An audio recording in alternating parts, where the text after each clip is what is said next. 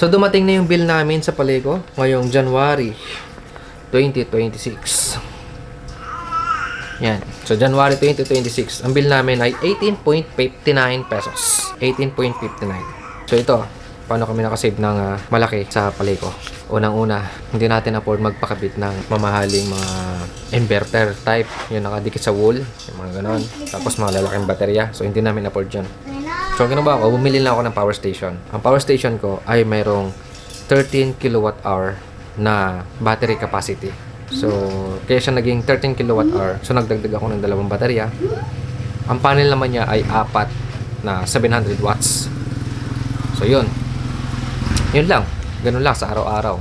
So, nakatipid na kami sa aming Paliko.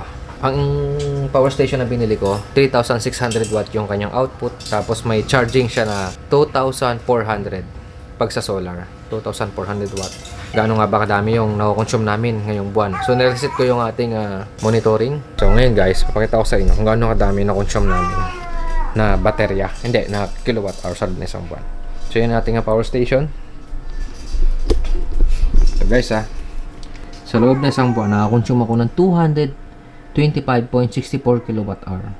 Ito yung konsumo namin ngayon. Nagpalo kami ng 500, 400 watts kasi po nag-washing machine kami gamit yung ating solar. So ito yung setup ko. Ito yung solar. Ito yung Paliko. Diba? Basic lang. So sa ngayon ay nakakonsume tayo ng 225.55 kilowatt hour times 18.59. 18.59. Yan, 18.59 po Ang 1 kilowatt hour dito sa amin ay 18.59. Po, kitang-kita nyo yan. 18.59. 1 kilowatt hour. Yan yung bigay ni Paliko dito. Kasi naka 1 kilowatt hour lang ako Ang na-consume ko naman ay 225.55 sa loob ng isang buwan, isang bill. So, ilan yung nasa-save ko? Ang na-save ko po ngayon, January 2026 ay 4,192.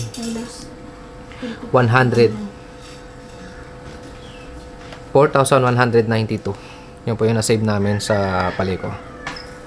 Yan lang. Power station po ang gamit namin. Hindi po kami gumagamit ng hybrid na na solar. Power station lang ako. Pero ang power station ko ay may kargang 13,000. Hindi. 13 kilowatt hour. So, 13,000 watt hour. Ano siya kadami. Power station lang yun, guys. So, yan.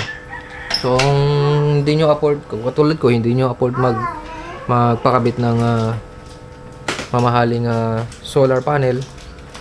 So, kung hindi nyo afford magpakabit ng mga off-grid, on-grid type yung nakadikit sa wall na mga inverter. So, power station lang. Kasi yun lang yung ating afford. Pero nakakatipid tayo. Pero, malaki yung consumption ko sa loob ng isang buwan.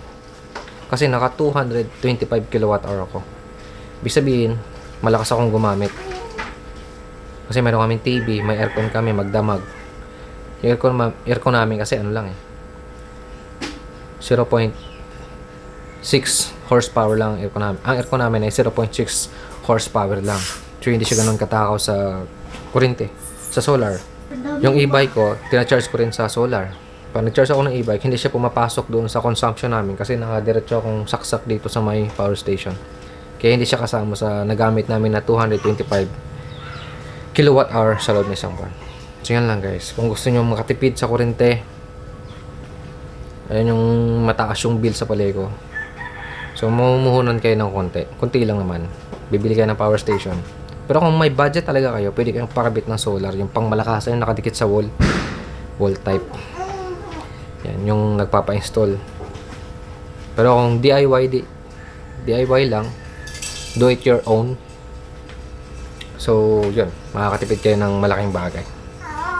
So, para isipin mo guys na na-consume ko sa loob ng isang buwan is 1 kilowatt hour lang. Pero sa solar, nakakonsume ako ng 225. So, 225 divide 30. So, 7.5 per day ang nagagamit ko na kilowatt hour. 7.5 per day. So, hindi ko nalulubat ng husto yung power station namin. Kasi ang power station namin ay 13,000. Ay, hindi. 13 kilowatt hour ang power station. So, hindi ko siya nalulubat sa loob ng isang araw. Kasi hindi kami ganun kalakas kumamit. Tamang aircon, TV, laptop, rep, speaker na malaki. Mga ganun lang gamit namin dito. So, yun. Thank you for watching.